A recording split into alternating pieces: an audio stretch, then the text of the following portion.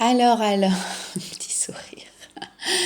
Bonjour, bonjour. Donc du coup, pour ce vlog, cette interview, aujourd'hui, j'avais à cœur de vous présenter mon ami Cédric Serpeau, qui a plusieurs casquettes. Et là, aujourd'hui, on se reverra peut-être pour d'autres interviews, mais pour aujourd'hui, je voulais qu'on parle de l'effondrement écologique dans un premier temps. Bien que l'économique et le social soient fortement concernés, corrélés, c'est normal. Mais voilà, dans une société où il y a quand même certes beaucoup d'experts qui appellent à cette attention-là, à ces changements climatiques, et énormément de gens qui sont dans le déni et où on continue une forme de consommation à outrance, à un moment, de toute façon, qu'on le veuille ou non, il se passe des choses. Dans le monde, déjà, il y a déjà pas mal de catastrophes écologiques. Notre climat a déjà changé. On voit déjà des choses très différentes avec les insectes notamment. Et en fait, Cédric, par intérêt, il va nous raconter pourquoi, par son intelligence, par ses connaissances, il s'est spécialisé un petit peu là-dedans, légèrement, il va dire. Alors, on aura peut-être un petit interview mouvementé parce que là, on va papoter, mais on est avec sa petite fille. Voilà, et dont il s'occupe aujourd'hui pendant que maman est au travail et qui va bientôt rentrer. Donc, on sera peut-être interrompu. Je vous remercie d'avance pour votre compassion et votre sollicitude. Alors, Cédric, salut. Salut Isa, bonjour les gens, j'espère que vous allez bien. Ouais, encore bien. Oui, vous allez encore bien, de toute façon on va toujours bien. Du coup, est-ce que tu peux nous dire, voilà, Effondrement, ouais, l'écologie, tout ça, etc. faire Donc, un petit point. bon, Isabelle a dit que je suis un spécialiste, en vérité je fais que suivre des conférences et des vidéos comme beaucoup de gens sur le sujet. Moi je suis beaucoup, c'est Jean-Marc Jancovici. Je vous invite vraiment à aller regarder ses vidéos. Il fait des conférences dans les plus grandes écoles de France. C'est le plus grand spécialiste du CO2 dans le monde. Il intervient au MIT. Bon voilà, c'est un boss. Donc je vais pas me comparer et dire que je suis un spécialiste par rapport à un monsieur comme ça. Mais comme disait Isa en introduction, on est déjà dans un effondrement de l'écologie, la plupart des grands vertébrés ont disparu, les insectes disparaissent, les oiseaux disparaissent, on a des effets de sécheresse qui sont hallucinants, on a vu l'an dernier Guéret dans la Creuse qui avait plus d'eau courante. En Nouvelle-Aquitaine, il y a un dossier qui a été fait sur la demande de la région sur l'état de l'eau d'ici une élévation de la température à 1,5 voire 2 degrés, c'est-à-dire d'ici une dizaine, quinzaine d'années, et il a été clairement dit, par exemple, qu'en Dordogne, il y aurait des villages qui allaient connaître des pénuries d'eau. Donc on est dans ce mouvement-là, on est pris dans ce mouvement-là, et après, Isal parlait de la consommation à outrance, etc. Et finalement, je trouve ça compliqué, parce que même si on se sent concerné ou quoi, on est pris dans un mouvement de certains besoins, on est pris aussi par l'illusion du marketing qui nous fait croire qu'on a des besoins alors que c'est pas vrai, d'acheter des trucs, etc. Et c'est très compliqué de proposer à la population un constat qui est dramatique et qui pousse à la dépression. Moi j'ai plein de potes qui ont vraiment connu des moments de dépression forts dès qu'ils sont intéressés à l'effondrement. Ça, ouais. Et comment vendre ça à la population et leur dire votre rêve de toute croissance, de toute consommation, de vieillir en bonne santé, de manger toujours bien, c'est fini. Et ça, c'est compliqué. C'est compliqué. Donc, moi, je me suis intéressé à ça il y a bien des années, et par le biais spirituel, tu vois. C'est-à-dire que moi, j'arrive là-dedans en étant arrivé par l'Apocalypse, rencontré, que ce soit dans la Bible ou dans la tradition juive ou musulmane, voire dans la tradition bouddhiste à travers le Kalachakra, les prophéties qui sont faites là-dedans, et de ce délire un peu mystico-religieux qui est juste de l'intuition et de la prophétie. Qu'est-ce qu'on peut en dire, hein, les prophéties, il y a eu, je sais pas, 300, 400 fins du monde depuis 1000 ans. Bon, bref. Et là, tout à coup, un jour, on me prête un bouquin, c'était toi en l'occurrence, le bouquin de Pablo Servigne. Ouais, c'est vrai. Et là, j'hallucine parce qu'il y a des scientifiques, des universitaires qui mettent des mots sur un ensemble d'indices qui montrent qu'on est en train tous d'aller vers un énorme effondrement. En fait, On est dans le Titanic il vient de se prendre l'iceberg et on est encore en train de se poser la question de qu'est-ce qu'on prend comme dessert, quoi. Ouais, c'est ça. C'est ça le délire. Le temps de réaction de l'humain par rapport au temps, la rapidité où peuvent aller les choses, même si on ne le voit pas. Ouais. Tu vois là, Janco, il explique, donc quand je dis Janco, c'est Janco Fissi. Janco, il explique que les 20 prochaines années, le climat, il est acté pour les 20 prochaines années. Parce que les gaz à effet de serre qui sont émis n'ont d'effet que 45 ans plus tard. Ok. Donc là, pour les 20 prochaines années, eh ben, on va subir les gaz à effet de serre qui ont été faits il y a entre 20 ans et 45 ans maintenant. Ceux qu'on a en train de produire, nous, seront, à partir de 2050, feront effet. Tu vois. Donc il y a une inertie comme ça. Et on sait que les 20 prochaines années, c'est donc, j'ai parlé de la sécheresse. Et quand je parle de la sécheresse, c'est pas seulement en France et le sud de la France. C'est par exemple tout le pourtour méditerranéen. Tu prends le bord de la Méditerranée, tu fais 300 km, tu fais tout le tour de la Méditerranée comme ça. Donc tu as tous les pays du Maghreb, toute la Syrie, la Libye, etc. L'Afghanistan aujourd'hui, qui est en sécheresse de dingue. Tu as des villages où les gens, les troupeaux de moutons meurent. Donc les gens quittent les villages parce qu'il n'y a plus de flotte, ils se retrouvent dans des camps autour de Kaboul, et ça fait de l'instabilité sociale, ça fait des radicalisations religieuses encore pires, dans ces pays, tu vois, etc. Donc c'est pas juste un contexte écologique, c'est que ça va créer un contexte international compliqué, une immigration de masse compliquée, comment on accueille ou pas des gens qui sont en difficulté quand nous-mêmes on est en difficulté. Alors, je connais plein de gens pauvres qui, au niveau individuel, finalement, sont plus généreux que les gens qui ont plein de thunes. Tu sais, c'est dingue, mais quand tu n'as pas de thunes, tu es au RSA, tes derniers 10 €, tu es presque plus prêt à les partager avec les autres, parce que quand il n'y en aura plus, il n'y en aura plus, et on verra demain. Alors que quand tu as des thunes, tu les gardes, c'est pas si évident, tu vois, de leur donner. Enfin, je remarque ça un petit peu, j'exagère peut-être le trait, mais j'ai l'impression que c'est un peu ça. Et est-ce que nous, demain, on sera capable d'assumer l'accueil de ces gens ou se défendre de ces gens, j'en sais rien moi de la politique qui sera faite, comment on va assumer que...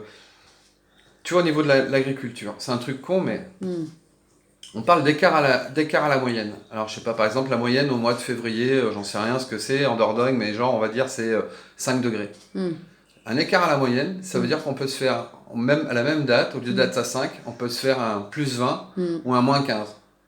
Tu vois. Oui. Ça, c'est un écart à la moyenne. C'est ce qui s'est passé cette année. On a un écart à la moyenne sur du beau temps en plein hiver. Tout se met à bourgeonner, etc. On revient à une température normale, ça gèle. Bam! Tous les vergers, les cultures de fruitiers, tout ça en prennent plein la gueule. Et les gens ont râlé parce qu'il faisait froid, alors que ce qui était normal, c'est qu'il fasse froid et pas qu'il fasse beau. Et on nous fait tellement de marketing sur le soleil, le bien-être, les vacances, il fait beau, c'est de la beauté dans ton cœur et dans ton esprit, sens un peu l'énergie de l'univers, tu bois du coca, tu vois. Que les gens sont super contents qu'il fasse beau. Non, faut pas être content qu'il fasse beau en hiver. Et on est tous détraqués. Ouais, c'est ça. On ne sait plus, on ne connaît plus en fait ce qui est juste, quoi. C'est détraqué par. Et puis parce qu'en fait, comme tu me dis aussi, l'écart à la moyenne, le truc de l'eau. On pense à l'eau, nous on voit encore l'eau couler de nos sources, on a des lacs, on a des machins. Bon, déjà dans le monde, il y a déjà des endroits où il manque d'eau. Nous, on le sait depuis qu'on est petit et tout. On a tendance à oublier, pour moi, que ça peut nous arriver à nous, qu'on peut aussi vivre comme ça. Mais l'écart à la moyenne, comme tu disais, c'est que une semaine à 50 degrés, 42, 48 degrés, toutes nos herbes, toutes nos plantes sont brûlées. Nos jardins sont brûlés. On peut même pas forcément faire même des bonnes récoltes. Moi, je récolte des plantes sauvages, par exemple. Ça peut griller aussi. Tout à fait. Les grandes cultures, pareil. Le fait que ça brûle les insectes, ça amène aussi d'autres prédateurs ou ça assèche la terre si les insectes ne sont plus là pour retravailler la terre, par exemple. Alors je crois que les insectes, il y a plein de choses comme ça. Disparaissent encore pour d'autres raisons, mais quand tu parles des étés, de ces écarts à la moyenne en plein été et qu'on arrive sur des 50, c'est 50 degrés, il ne faut pas sortir plus d'une heure, je crois, chez soi, c'est invivable pour l'humain, et c'est les risques de méga incendies. C'est ça. Et le risque numéro 1, par exemple en Dordogne, en termes de catastrophes naturelles pour les 10 ans qui viennent, c'est les méga incendies. Pour rappel, méga incendies, c'est ce qu'on a vu en Australie ou en Californie. C'est des feux, c'est énorme. Et nous, sur notre commune où je suis là, ils sont en train de mettre des réserves d'eau à droite à gauche, des outres, en cas de méga incendie. C'est déjà pris en compte pour certaines communes. Peut-être pas toutes. Oui, parce qu'il y a de la grande forêt ici. Ici, communale. Il y a de la grande mais forêt. voilà, et tu vois, tu parles des manques d'eau dans d'autres pays, on a vu ça plus petit et tout. Ouais. Moi, la Vézère, ça fait 2 ans que je ne m'y baigne plus. Parce qu'elle est tellement basse que l'eau est pas saine, quoi. Ouais. Enfin, pour moi, l'eau est pas saine. Ça l'abîme, bien sûr. Tu vois, bien sûr. parce que c'est hyper bas, il y a on sait qu'il y a des fuites l'usine de traitement, des trucs de traitement de chiottes et des compagnie, WC, tu là. vois, enfin, etc. Enfin, l'eau, oui, il y a 2 ans, il y a eu un dégueulasse. problème dans la Dordogne. Ouais, dans le dossier qu'a fait la Nouvelle-Aquitaine sur les problèmes d'eau, etc., c'est la malaria qui arrive avec les moustiques, enfin, c'est tout un tas de petites conneries comme ça.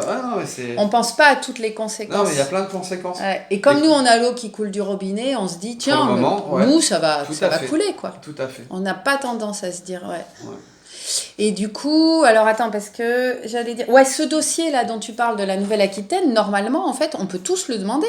On peut tous l'avoir. Alors, je sais...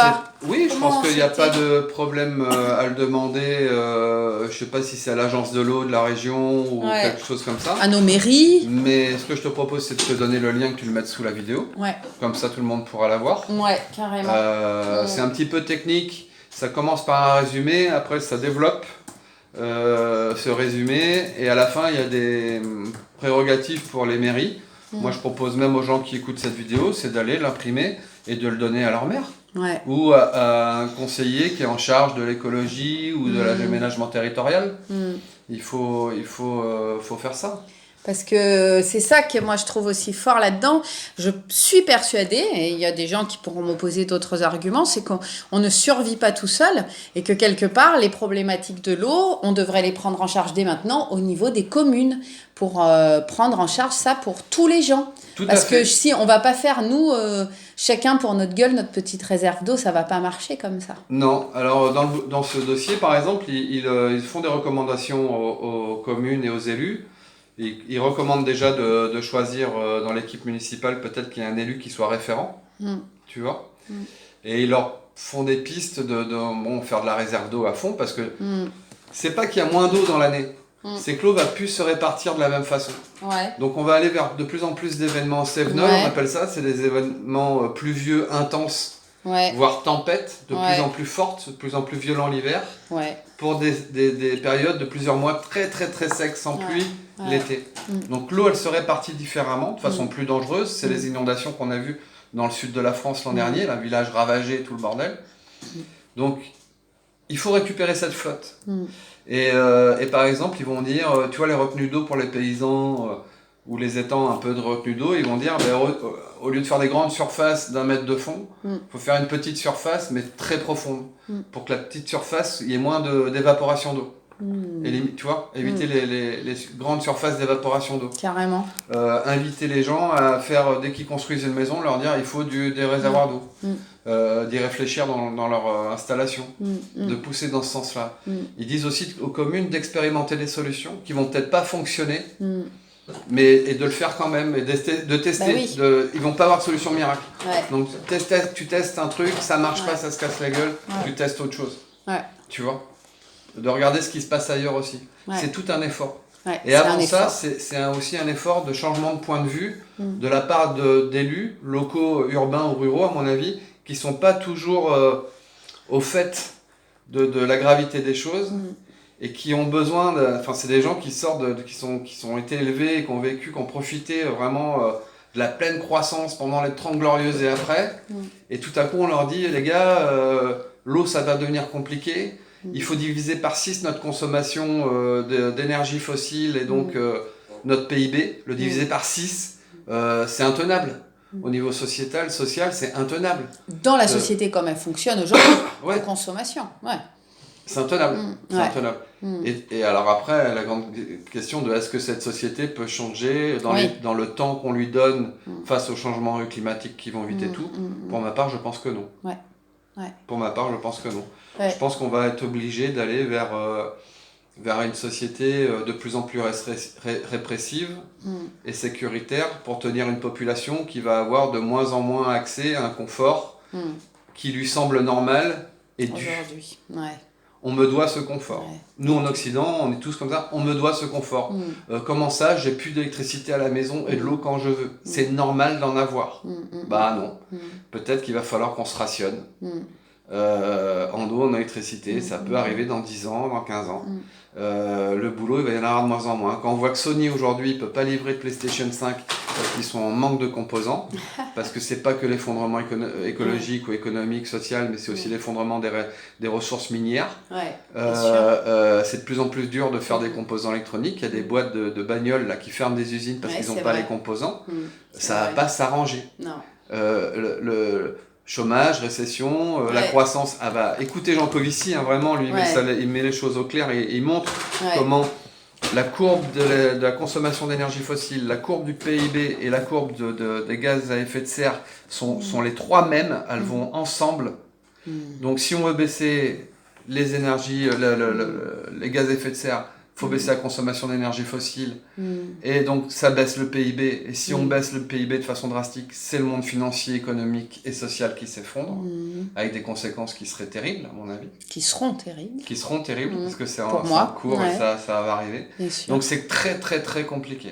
Et moi je comprends que les gens qui sont aux manettes veulent faire durer le système, parce que quand ça va se casser la gueule, ça va être hardcore. Donc de plus en plus de répression. À mon avis, ce qu'aujourd'hui on appelle la dictature sanitaire, les trucs qui sont en train d'être mis en place, ce sont des outils qu'on met en place pour nous habituer tout doucement, pour que dans 10 ans ça soit une normalité. Aujourd'hui on va râler. Comme il y a un an, il y a 2 ans, on voyait ça en Chine dans les reportages. Les Chinois ont des QR codes, ils sont notés, ils sont filmés. Mais on fait ça déjà chez nous. J'ai un problème avec Amazon, j'appelle, j'ai une nana au téléphone, elle me résout mon problème, elle me dit je vous envoie un petit email pour que vous me donniez une notation. Ok Karine, t'as été super sympa, je vais te mettre 12 sur 8, tu vois. Et voilà. On donne des notations aux gens, on commence comme en Chine, on commence les QR codes, on commence à nous imposer des trucs. Dans 10 ans, ça sera acceptable. Et il faudra dans 10 ans parce que la population sera plus tenable. Oui, puis du coup, moi, dans ce que tu dis, j'entrevois, moi j'ai toujours, parce que l'Inde, c'est mon pays, je le connais, je l'aime, je ne sais pas si j'y retournerai, mais avec tout ça, mais j'entrevois comme je dis souvent, bidonvillisation de la société. Je l'ai dit en trop long, mais tu vois, dans ce que tu dis, en fait, c'est que plus les gens garderont un niveau de vie élevé, plus ils auront accès à l'agriculture, au verre, à l'eau, aux prairies, à l'air, et on va se retrouver avec de plus en plus de populations grandissantes précaires, très pauvres, comme on voit en Inde, où certains me diront dans les pays d'Afrique ou comme ça, tu as des kilomètres à chaque sortie de ville, de bidonville, avec des gens qui survivent. On va venir à ça. Nous, on est des petits provinciaux, Isa, tu vois, qui habitons dans le fin fond de la Dordogne, pays magnifique de forêt et de nature. Prenons notre voiture. Ne venez pas en Dordogne. Non, ne venez pas en Dordogne, on prend la voiture, on prend l'autoroute, on monte sur Paris, et là, on va voir des océans de bâches en plastique et de cabanes en palette.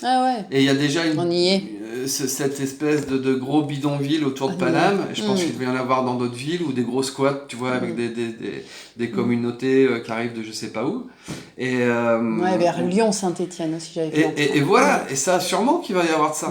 Moi, l'autre jour, je disais à un pote, tu vas voir que les gens de la classe moyenne qui vont perdre leur boulot en masse vont se mettre auto-entrepreneurs. Donc le mec qui était par exemple électricien de métier, qui travaille, qui fait de l'intérim ou qui bosse dans une boîte d'électricien, ça se casse la gueule. Il se dit je vais mettre électricien à mon compte auto-entrepreneur. Mais ce marché-là, il est pris déjà par des gars qui ont peut-être fait une petite formation à l'AFPA ou qui sont des bons bricoleurs, tu vois, qui font plombier, électricien ou je sais pas quoi.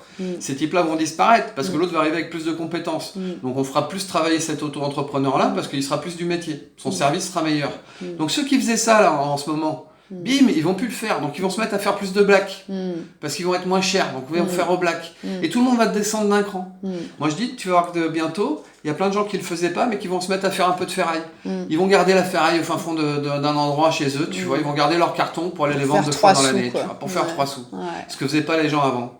Et on va tous aller vers un peu de gitanerie comme ça, tu vois, et gratter un peu, quoi. Bidonville et gitanerie. Exactement. Je pense que la société, à mon avis, ça va être un mélange de l'Argentine ou de la Colombie des années 80 et puis de la Tchécoslovaquie ou tous ces pays-là, tu vois, pareil, des années 90, tu vois, une espèce de chat noir, chat blanc, référence au fin film. de la guerre froide, ouais. Tu vois, un truc où tu te démerdes comme tu peux, tu bricoles comme tu peux, et tout le monde se débrouille dans un monde qui se dégrade. Ouais, c'est ça. Qui se dégrade tout doucement. Et vaille que vaille, le système va tenir jusqu'à ce que tu ne tiennes plus. Ouais. Et c'est l'histoire qui se déroule sous nos yeux. Hein. Mais c'est ça qui est terrible, parce que on va essayer de pas faire trop long après, parce que c'est un de mes soucis, c'est que je fais tout trop long encore. Je me suis pas adaptée. Ouais, en podcast, c'est bien. Mais en podcast, ça va. En voiture. Ouais. C'est ça, on fait comme. Mais du coup, ouais, t'as raison. Mais du coup, comment ça me fait penser à la question en fait de cette forme de déni avant qu'ont les gens par rapport à ça, parce que il y a aussi même des politiques et tout ça qui véhiculent que en fait c'est faux, tout ce truc d'effondrement, la fonte des glaciers, blablabla. Alors t'as des gens qui sont climato-sceptiques, qui disent que c'est bon. Ok, disons que ça soit pas l'humain qui soit responsable de tout ce qui se passe, n'empêche que ça se passe. Ouais. Donc on est bien en train de subir un truc qui va faire qu'on va morfler. Ouais. Bon, peu importe la cause, on va morfler. Ouais. Déjà ça, tu vois, histoire de pas rentrer dans le débat avec un climato-sceptique, je dirais ok, en tout cas les animaux disparaissent, les glaciers fondent, l'air est de moins en moins respirable, et de moins en moins d'eau, et le reste. Donc d'accord, t'as peut-être raison, mais ça se passe, et on peut pas le nier. Tu vois, quand il y a un truc en Antarctique qui est plus grand que Paris qui se décroche, tu vois, voilà. Donc, ou la ville de Lacanau qui va reculer, ça leur coûte 300 millions, ils vont reculer une partie du front de mer, des magasins et tout, vers l'arrière, parce que la mer monte, c'est hallucinant. Tu peux pas le nier. Ouais. Voilà. Donc, c'était quoi, du coup Et c'est ça, oui, le truc de négation des gens, le déni. Alors, et après, il y a le déni. Le déni, il n'est pas lié forcément à un truc de on veut être dans le déni ou on veut profiter. C'est que tu as des spécialistes qui expliquent que notre cerveau n'est pas fait vraiment pour appréhender un danger lointain dans le temps et pas vraiment palpable. En fait, on est dans la situation de la grenouille qu'on met dans de l'eau froide, qu'on fait chauffer et qui ne se rend pas compte qu'elle se retrouve dans de l'eau bouillante. On s'habitue. On s'habitue à voir de moins en moins d'oiseaux. On s'habitue à voir en moins de petites bestioles. On s'habitue à de plus en plus de trucs de sécurité. On s'habitue à des manifestations de plus en plus violentes ou à des trucs comme ça, tu vois. On s'habitue tout doucement à ce qu'il y ait un ado par semaine qui tue un autre ado à coups de couteau. On s'habitue. C'est un truc on bout dans la marmite sans se rendre compte. Et notre cerveau est fait comme ça. Tu vois, on peut pas appréhender un truc comme ça, c'est compliqué. Même moi, si je suis au courant, c'est compliqué d'agir dans ce sens-là. Ça, on se l'est souvent dit. Donc il y a c'est un biais comme ça, tu vois, d'avoir du mal à se projeter sur un danger futur et impalpable. Il y a aussi le truc de la marginalisation. On n'est pas fait pour être marginaux. À 20 ans, un peu, mais quand tu es marginal à 20 ans, tu vas vite retrouver d'autres marginaux. Comme ça, c'est pas marginal tout seul. Mais être marginal tout seul, dans son monde social et culturel, c'est compliqué. Si tu es le seul ou la seule à te mettre à diviser par 6 ta consommation, finalement, tu rames. On t'invite plus aux soirées. Il se passe un truc. Ça, c'est lié à ce qu'on appelle le syndrome de la Dame Rouge. C'est dans le deuxième opus de Alice au Pays des Merveilles, où à un moment, il y a un épisode où Alice et la reine sont en train de courir. Elle court à donf, tu vois. Et il y en a d'autres qui courent autour d'elle. Et à un moment donné, Alice regarde le paysage autour d'elle et elle voit qu'elle ne bouge pas. Elles sont en train de courir sur place. Et elle dit à la reine rouge, mais pourquoi on court sur place? Et elle lui dit, si on s'arrête de courir, on se casse tous la gueule. Tu vois. Et le monde, c'est ça. On a des sociétés capitalistes, impitoyables, etc. Mais s'il y avait un pays qui déciderait, ou une personne qui décide dans ce monde, tu te casses la gueule. Si tout à coup tu te retrouves, tu te dis j'arrête ça, tu te retrouves en cas social, tu peux plus payer tes factures et tu es en train de faire la manche. Oui, non, mais je le remarque bien. Tu vois ce que je veux dire? On se casse la gueule. Ce que tu veux dire. Donc arrêter ce mouvement, c'est compliqué pour l'individu comme pour une société entière. Ouais, de toute façon, moi je dis, même si ça me fait pas plaisir, mais je pense qu'on doit, là, vu comment on est lancé, on doit aller au bout d'un truc. Après, parce que t'as aussi la planète, tu sais, des fois, on voit des gens qui disent, oui, mais de toute façon, le pire ennemi de la Terre, c'est l'être humain, tout ça, et que la planète, elle survivra sans nous, jusqu'à qu'elle s'éteigne dans notre système solaire. Donc, mais là, c'est quand même assez incroyable de voir les différences de vision et d'état d'esprit et ce qu'on est prêt à faire et tout ça. Et puis en plus, ça peut être...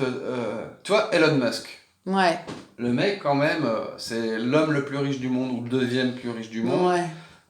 Ça doit être de l'ordre de 150 milliards, ou je sais pas combien de trucs. Ouais. Fortune estimée, hein, c'est pas que en cash, c'est en Ouais, placement ouais, aussi. je sais, bien sûr. Le type, il tripe, Ouais. il monte une entreprise pour aller dans l'espace. Il monte une entreprise pour faire de la génétique. Il monte une entreprise pour créer une puce qu'on va mettre dans le cerveau des gens. Et comme ça, les gens sont connectés à tous les objets autour d'eux. Et en plus, ils ont une intelligence artificielle comme, tu vois, un ego de plus, un ego numérique dans le crâne et tout. Bon, bref. Et en même temps, ce mec-là, il est hyper soucieux de la planète et de l'effondrement en cours, etc. Dans quel sens tu veux dire? Et bien il est au courant, ça l'inquiète. Là, il a fait un peu bouger le Bitcoin, et puis il a dit ah ouais, mais le Bitcoin en fait c'est hyper polluant, ça va pas du tout, tu vois. Et donc il est conscient. Mais lui, ses solutions à lui, de mec méga riche du monde, quoi, tu vois, de seigneur de cette planète. Mégalos. À son mégalo, Ouais, et à son ça. aller sur Mars, à son, tu vois, c'est autre chose. Ah oui, cette idée d'aller coloniser une autre planète. Vois, voilà. Ouais. Alors que La nous, folie de on n'a l'homme. pas trop de thunes et tout. Nous, notre délire, c'est plutôt trouver un terrain pas cher, faire un petit truc écologique responsable, tu vois. Ouais, c'est ça. Acheter un berquet. Acheter un filtre berquet, voilà, et faire des citernes en ferrociment. Et de l'échange. Pour et de l'échange survivre. pour essayer de survivre avec les autres, en tout cas de mieux vivre avec les autres. Donc c'est pas pareil, quoi. C'est bon. Mais voilà, tu parles des politiques. Édouard Philippe, l'ancien Premier ministre, il y a une vidéo sur YouTube où il est avec Ushuaïa Yaman, là, comment il s'appelle, Hulot. Et tous les deux, ils sont en train d'avoir une crise de fou rire nerveuse au sujet de l'effondrement. Ils parlent du bouquin Collapse, qu'il faut lire aussi. Et tout ça, et t'as Édouard Philippe qui dit que lui, il y croit à l'effondrement, tu vois. Ouais. Il adhère à ça. Ouais, et quelques temps plus tard, t'as des interventions de Macron qui dit oui, je ne veux pas croire à un terme d'effondrement, mais plutôt nanana. Et le mec, lui, est dans une autre approche philosophique du phénomène. Ils sont au courant, ces types. Ah, au courant, ça, je suis sûre. Parce que tu sais, t'as entendu parler, ça c'est pas un délire, des cités qui se préparent vers les Qatars, machin, tout ça sous des bulles. Ça va être pour les riches, ils sont au courant. Ah, c'est pas sous des bulles, non, mais oui, c'est pour les riches. C'est quoi, en fait, t'as un projet qui s'appelle Neom. Ouais. Pareil, tu tapes Neom, cité ou ville sur YouTube, tu vois, c'est une vidéo du Monde. Il y avait une vidéo du Monde, le journal du Monde, à un moment qui traînait. T'as plusieurs trucs, c'est très officiel. Ils sont en train de construire sur un territoire grand comme la Bretagne, en plein désert, une ville hyper moderne, super connectée, avec agriculture hors sol de dingue, etc., etc. Évidemment, le ticket d'entrée est astronomique. Et voilà, t'as ça, t'as des projets d'îles flottantes, de cités flottantes qui pourraient résister à des ouragans et tout ça. Là, c'est pareil, il y a des essais en Polynésie française qui sont faits. Ça, c'est pas du grand complot, c'est des projets pour demain, quoi. Ah ouais, c'est ça, c'est encore. Même Neom, c'est déjà en cours de construction. Donc, Et par rapport, toi, je sais pas si je veux te poser la question parce que je sais pas ce que tu vas répondre. Je répondrai peut-être pas. Non, mais parce que justement, c'est ça aussi qui est génial, que je dis souvent dans mes vidéos pour ceux qui me suivent, c'est qu'on n'est pas obligé d'être d'accord, c'est ça qui est intéressant.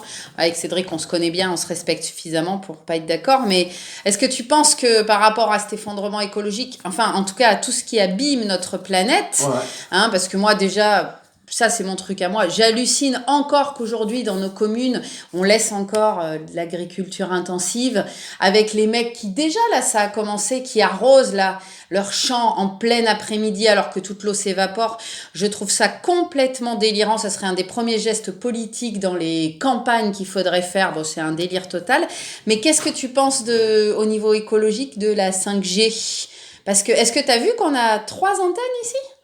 Et là, quand je suis allée à Bordeaux, là, il y a 2 semaines, après l'autoroute, là, une dizaine d'antennes. Est-ce que tu penses qu'il y a un lien avec l'écologie ou pas? Ou est-ce que c'est complètement complotiste? Qu'est-ce que t'en penses, toi? Sans que je t'influence. Bon, déjà, alors, très chers amis qui nous écoutez, je vais répondre à une question. C'est un peu comme demander, si tu me demandais un peu comment marche une centrale nucléaire, si tu veux, j'y connais rien. Déjà, je ne me suis pas vraiment intéressé au sujet de la 5G, de ce que ça pourrait faire ou pas. Mais j'ai un point de vue qui va être un peu plus large sur toutes les nouvelles technologies. Vas-y. Qui dit que on sort des technologies comme on sort des dessins d'enfants. Tu donnes un paquet de feuilles à des gosses, ils dessinent dessus, ils te défoncent le paquet de feuilles. Quand on n'a plus, c'est mort. On fait des technologies, c'est pareil, on les sort à tout va. Ouais. Et on ne s'occupe pas de savoir les conséquences On ne derrière. mesure pas les conséquences. Ça, Donc, c'est clair. au lieu de prendre, Mm. moi je rêve d'une société lente. Tu vois. Mm. Une société qui prend 20 ans avant de décider de sortir la 5G. Mm. Qui aurait peut-être pris 20 ans avant de décider de sortir la 2G, puis la 3G, puis la 4G, tu vois, à chaque fois, quoi. Qui prend le temps de réfléchir, se poser des questions. Ça va pour le moment, on n'en a pas besoin. On va attendre, on réfléchit. Est-ce qu'on a vraiment besoin de ce smartphone-là, tu vois? Clairement. Par exemple, avant de l'autoriser à la vente, tu vois, de dire aux marchands, ah mais non, ton truc il va attendre, tu l'attends, déjà tu vends les anciens appareils, tu peux le renouveler, tu peux le changer de forme, tu peux le changer de couleur, tu peux en faire toute une variante, mais on va attendre. Tu vois. Quelles sont les conséquences de, tu sais. Il y a un film qui s'appelle Le Grand Silence, c'est des moines, tu sais, qui parlent pas, et tout, dans les Alpes, machin. Ouais. Et le réalisateur qui a fait un documentaire sur eux, entre le moment où il a envoyé la demande de tournage et le moment où ils ont répondu par l'affirmative, il y a eu 20 ans. Ouais, ça me dit quelque Les chose. mecs, pendant 20 ans, dans leur monastère, quand ils ont le droit de parler pendant 10 minutes à une réunion importante, entre qu'est-ce qu'on mange la semaine prochaine et qu'est-ce qu'on fait avec le jardin la semaine d'après, et le tournage. Ouais, d'accord. Tu vois, 3 mots, l'année d'après ils en reparlent. Et ils mettent 20 ans pour mesurer les conséquences de laisser des gens, tu vois, pour eux, dans leur intimité, pour l'extérieur, pour... Nous, on devrait faire ça pour tout, quoi. Sauf que comment on fait du blé et que les gens, on est tous avides du dernier truc parce qu'on nous fait du marketing et que sans ça, on va pas être bien, tu vois. Donc, je peux pas répondre sur la 5G, est-ce que ça va jouer sur l'écologie, mais je peux répondre sur ça, tu vois. Et intuitivement, intuitivement, je pense que de toute façon, c'est pas bon pour nous parce que ça va faire que de l'aliénation en plus. C'est-à-dire que nos téléphones portables, tout ça, c'est de l'aliénation. Donc ça va faire l'aliénation plus rapide, plus intense, plus profonde. Ça va rendre les gens encore plus cons, les jeunes encore plus débiles et inattentionnés aux autres et tout ça. Tout est fait pour couper de l'empathie. Donc là on a les masques, mais le téléphone c'est pareil. Un Américain reste en moyenne 11 heures par jour sur son téléphone. Enfin, c'est du délire. Donc je pense que les gens vont courir là-dedans, ils y vont, et que ça c'est de la connerie. Et dans le sens de l'écologie grave, l'écologie personnelle, l'écologie de mon corps et de mon esprit, c'est déjà négatif. Ça c'est sûr. Ouais, merci, c'est une super réponse. Voilà. Et juste avant de finir, une dernière petite question, parce que bon, l'interview n'a pas été très mouvementée parce que ce petit grand bébé s'est endormi dans les bras de son père. Il y aura une très belle photo que je ne ferai pas pour préserver l'intimité de cet enfant. Mais justement, un petit truc, parce que vous l'avez quand même fait cet enfant avec ta chérie. Oui. Alors, vers quoi on va ? Alors, ça aussi, pour ces enfants, qu'est-ce que tu as... Un petit truc positif, un petit truc... qu'est-ce que tu veux nous dire ? Alors, c'est une question intéressante parce qu'elle remue pas mal de débats. Il y a beaucoup de gens aujourd'hui qui veulent, surtout dans les jeunes générations, qui veulent pas faire d'enfants parce qu'il y a l'effondrement, ça va être l'horreur, ce sera Mad Max, et puis Nani, et puis ceci, puis cela, et puis dans quel monde nos enfants et tout ça vivront, et c'est horrible, on peut pas leur faire ça et tout ça. Il y a quelques temps de ça, j'ai vu un documentaire sur une poubelle à ciel ouvert au fin fond de l'Afrique, où tu as des gens, des milliers de gens qui vivent là. Tu as toute notre poubelle électronique et tout qui tombe là-bas. Tu vois, les gars, ils passent leur vie à désosser des ordinateurs, des téléphones portables, à être irradiés par des trucs. Les gars, les adultes, ils ont des goitres qui poussent énormes sous leur cou, tu vois, des énormes goitres dégueulasses. Ils meurent à 38 ans et tout ça. Et tu as des gosses. Et t'as les gosses qui sont là, qui eux passent leur temps à ramasser tous les micro-bouts de plastique qu'ils peuvent trouver, tu vois, pour vendre au kilo. Et finalement, ces gosses, quoi, ils ont d'autres potes, donc ils ont peut-être pas... Peut-être que c'est à moitié du jeu, du travail, tu vois ce que je veux dire. Ils ont leurs histoires entre eux, ils s'aiment pas, ils s'aiment bien, ils vont tomber amoureux, ils vont détester, ils vont se tromper, ils vont avoir des moments de joie, des moments de peine, c'est de l'humain, quoi. Ils vont peut-être mourir à 38 ans, mais ils auront quand même eu des moments de joie, des moments de paix. Ils auront peut-être même eu le choix d'avoir une spiritualité pour certains. Tu vois ? Oui. Ils auront peut-être même eu le choix de devenir quelqu'un de bien dans leur environnement pourri. La possibilité d'eux, dans leurs limites, etc. Donc finalement, même si demain, même si dans 20 ans, par exemple, putain, l'eau, c'est le soir de 18h à 20h, il y aura de l'eau. Tu vois ? Et la petite, eh ben, elle fera avec. Et ça sera son univers, ça sera son monde. Et puis il y aura les vieux comme moi, si on est encore vivant, qui diront ah ben nous, on avait de l'eau tout le temps. Et je me souviens qu'on prenait des douches de 25 minutes. Ouais, Et on se fera engueuler. Il y aura papy, il faut que tu mettes l'eau en mode pulvérisateur et pas en mode eau courante. Ah ouais, ok, ils me font chier, tu vois. Et voilà. Mais elle va vivre avec. Ouais. Par contre, je pense qu'effectivement, ça va être plus dur, ça va être plus violent, ça va être plus radical. Tout le monde est plus radical. Alors, les radicals religieux, les radicals politiques. Tu prends dans le New Age et les nouvelles spiritualités. T'as un paquet de radicaux, mais c'est hallucinant. Hein, des gens qui, sous couvert d'énergétique, de bien-être, etc., sont des complètement radicaux. Sont plus radicaux même que les gens qui suivent. C'est l'histoire de Casanovas. Où il y a des gens qui le suivent, qui sont plus radicaux que lui-même. Où lui, il arrive à être souple. Tu vois ? Carrément. Donc tout le monde se radicalise comme ça, c'est hallucinant. Donc elle va vivre dans un monde, elle va grandir dans un monde qui sera de plus en plus radical. On va essayer de la préparer à ça, créer de l'intelligence, de la curiosité, de la réflexion, et puis des compétences, je dirais martiales, tu vois. Moi j'ai dit, hein, la petite, dès qu'elle a l'âge, judo, lui donner le goût un peu de ce genre de sport de contact. On a une pote, tu vois, elle fait 1m60, elle est toute mince, elle a été championne de boxe thaï. Lui montrer que c'est possible pour les filles. Puis si elle aime bien, d'y aller. Si elle aime bien, mais pas trop, faire un truc soft, tu vois, des sports un peu comme ça, de contact, du foot ou n'importe, je m'en fous, mais d'avoir une gamine qui a pas peur. Moi j'ai une pote là, sa fille a 20 ans, elle vient de rentrer à la fac à Limoges. Et puis elle va dans un petit bar-resto avec sa gamine en bas de l'immeuble. Le mec lui dit ah, vous savez, c'est chaud quand même un peu à Limoges, le soir en hiver, les filles toutes seules. Pas simple. Elle a demandé à sa gamine, et le père de la gamine, ils sont séparés, a demandé aussi à la gamine de 20 ans, ou 18, tu vas aller faire des cours de Krav Maga, tu vas apprendre à te défendre, parce qu'en ville aujourd'hui, c'est pas safe. Tu vois, c'est pas, voilà. Et je pense que c'est ça, préparer les mômes à être intelligents, savoir qu'on vit dans un monde dur, tu vois. Le jour, il y a un papa qui me dit non, faut les protéger. Ouais, puis quand t'es plus là pour les protéger, ta petite fille a fait quoi? Elle se trouve un mec pour la protéger? Peut-être pas. Tu vois, non, mais tu vois, dans les vieux schémas. Mais oui, c'est ça, dans les vieux schémas, c'est ça. On essaie de casser des vieux schémas et on va protéger notre petite fille, bon vieux papa, bon vieux parent, notre petit garçon. Tu vas protéger ton petit gamin et puis quand tu se rappelles, il fait quoi le môme? Tu vois, il y a des gens aujourd'hui qui sont pas autonomes dans leur vie parce qu'on les a protégés. Bien sûr. On nous protège de tout, on met des casques pour faire du vélo la rue à côté de chez toi. Enfin, tu vois, les mômes, nous on faisait pas de... On n'avait pas de casque. Vraiment pas du vélo avec des casques. Bah non, c'est clair. Enfin, tu vois. Et on descendait, chez moi il y avait une côte qui devait faire 1 kilomètre et qu'on descendait à fond. Ça c'est pareil, notre société, et j'en suis le premier exemple, hein, on est des bons animaux domestiqués. Ouais. Tu prends un mec de mon âge en 1938, c'est un gars solide qui coupe des arbres, qui brasse, qui fait des machins, qui a des bras 2 fois comme les miens et tout. Moi je suis sur mon ordi à la longueur de journée, je me cogne l'orteil sur la table. Aïe, j'ai mal. Non, le gars il avait pas mal quoi. Tu vois, son ongle il était arraché, il prend une tenaille, il arrachait l'ongle et puis il mettait un bout de truc autour, un mouchoir et il était reparti. Il mettait ses sabots.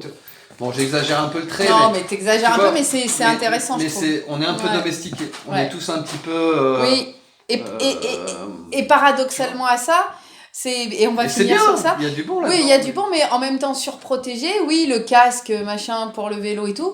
Et en même temps, de moins en moins protégé au niveau de la sécurité sociale, au niveau du chômage, au niveau de l'hospitalisation. Au niveau de l'hospitalisation, au niveau de la santé, tout ça. Et au niveau des assurances, de moins en moins protégé. C'est énorme, c'est très intéressant. Après ça, on pourra refaire une autre vidéo là-dessus et du coup aborder peut-être des notions de liberté. Moi, je suis assez, tout en vieillissant, je m'intéresse vachement à la philosophie libertarienne, quoi. C'est quelles limites on donne à l'État et quelles sont mes limites moi en tant qu'humain sur cette planète, où jusqu'où ma liberté et jusqu'où je laisse intervenir des gens dans ma liberté.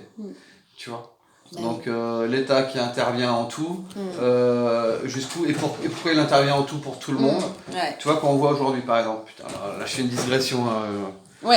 C'est juste pour annoncer la prochaine, mais tu tu vois, moi, si j'étais la sécurité sociale, Ouais. on devrait tous, dans notre éducation, à l'école, ou nos parents nous apprendre à pas tomber malade ou à prendre soin de notre corps, ou tu vois, il devrait y avoir un truc là-dessus. Bien sûr. Moi, j'ai jamais été trop alerté sur comment fonctionne mon corps, à part il faut se brosser les dents, et tu vois, matin et soir. Et le fluor, c'est bon pour les dents, tu vois, c'est tout. Hein. Tu vois, c'est la seule sensibilisation, je pense, en tant qu'enfant ou ado. Bon, on n'a rien eu. Mais à un moment donné, moi, si j'étais dictateur, un jour je ferai peut-être une chaîne vidéo si j'étais dictateur. Si j'étais dictateur, la sécurité sociale, ça se passerait comme ça. À 18 ans, tu fais un bilan. Ah ben t'es un peu obèse, t'as les dents pourries, comment ça se fait? Si tes parents ils sont pas bien occupés de toi, ils t'ont filé du coca depuis t'es petit, tout ça machin, on les amende. Tes parents ils vont prendre 5000 balles déjà. Bam, tu vois, bim, ah hey. Puis toi t'as 18 ans, tu peux encore te remettre bien, on te laisse jusqu'à 23 ans, toi t'as 5 ans pour revenir à un niveau de poids qui va bien, te faire refaire les dents, on va t'aider, etc. Bim. 5 ans plus tard, tu repasses sur le truc. Eh mais t'as rien branlé, tu fumes en plus maintenant. Bah tu sais quoi, on t'enlève 40, t'es parti à 100% de sécu, mais maintenant là, avec cigarettes, machin, t'es à 90%. Ah merde, tu vois. Et on fait ça au fur et à mesure. Ouais. Donc si tu te prends pas un peu en main, on l'aide la personne. Oui. Ah, t'es en dépression, t'es bipolaire, ta vie elle est pas facile, t'as du mal à te prendre en main, c'est compliqué, tu procrastines ta perte de poids, tu procrastines l'arrêt de l'alcool, on va t'aider. Petit camp de la bienveillance, 15 jours tous les 3 mois, tu fais un peu de sport, on te coach, on t'apprend des trucs de PNL, bim bam, tu vois ce que je veux dire? On te fait faire un peu de méditation. Tu vois, on peut faire un truc comme ça, mais de responsabiliser les gens. Alors, responsabiliser, je suis d'accord. T'es pas obligé de boire du coca. Non, ça peut être intéressant d'avoir une discussion comme ça, sauf qu'il faut enlever tout l'aspect business qu'il y a aujourd'hui dans le soin et encourager les gens à se prendre en charge et à se responsabiliser, ça je suis d'accord. Mais si on fait ça avec le business à côté, comme pour l'écologie, parce que le G7... ça devrait être interdit. On devrait tous les mettre là-bas pour tous les foutre en tôle, franchement. Non, mais parce que c'est hallucinant qu'il y ait des sommets comme ça qui se tiennent à des milliers d'euros pour rien faire finalement. Et on ne responsabilise pas plus les gens. Là, ce que tu dis, c'est dans la même veine. Bien sûr qu'il faudrait responsabiliser les gens et les accompagner. Mais s'il y a un énorme business à côté, ça ne va plus. Parce que le coca, pour moi, c'est pas qu'il faut pas en boire, c'est qu'il faut pas en vendre. On est bien d'accord. Voilà, c'est ça la base. Alors, écoutez bien les gens, moi, au début, vous savez, de la crise sanitaire là et tout ça, moi j'ai failli écrire à Monsieur Macron, je voulais faire une vidéo, le féliciter, lui dire merci, mais merci quoi. Merci Manu. Tu prends enfin la santé des Français à cœur. En voilà un président qui dit la santé des Français en numéro 1. Il y a un sale virus, on va lutter contre. Nous sommes en guerre. Nous sommes en guerre pour une bonne santé. Arrêtons le coca, s'il te plaît Manu. Fais arrêter le Coca-Cola, les sodas, etc. Fais annuler Monique Ranou. Tu l'as fait attraper, ça alors on la met en prison aussi parce qu'elle crée de l'Alzheimer et puis de l'AVC à tout va. La pizza industrielle et compagnie. Et puis voilà, puis tu nous mets une TVA à 3% sur les produits locaux consommés en local et tu mets salaire brut intégral versé à tous les salariés d'une PME de moins de 20 personnes et qui travaillent sur une zone de chalandise de 30 km. Et en fait, c'était pas ça. Et là, le monde va changer. Là, c'était juste... Mais c'est un autre sujet. Bon, du coup, je te remercie, Cédric. Non, mais c'est cool. Merci beaucoup. Ouais, à bientôt. Et justement, on fera sur l'effondrement à la rentrée, parce que là, je vais prendre un peu de pause avec mon déménagement, aménagement et tout, mais une conférence, certainement avec Mathieu aussi, sur l'effondrement. Alors, en fait, là, je vais parler pour les locaux, autour de chez nous qui nous connaissent. Oui, c'est pour ça. L'idée, ça serait de faire... un rassemblement qui va durer toute la journée. On prend une conférence d'un pointu, donc en l'occurrence Jean-Marc Jancovici. On la visionne ensemble et on l'arrête point après point.